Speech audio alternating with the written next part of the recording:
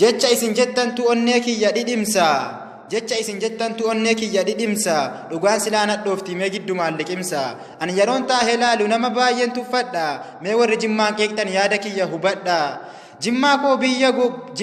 biyya bunaa biyya dammaaf aannanii isin warri inaaftuun maaliif osoo beektanuu summii nutti taatanii angandummaa fi miti dhugaa jirtuun dubbadha warri jimmaan hin beekne yaada kiyya hubadha jimmaan koo hin simatti qabaataa fi dhabeessa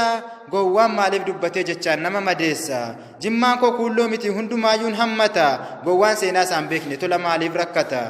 jimmaa koo biyya nagaa biyya jaalalaaf obsaa anis kaheen dubbadha maafan seenaa kee dhoksa jimmaa koo biyya gootaa biyya seena qabeetti gadheen ofiyyuun beektu eessaa seenaa kee beekti warri jimmaan hin beekne seenaa ishee dubbachuuf waan baay'eetu sin hafa yeroo namni baratu gowwaan harka maratee callisee mana rafa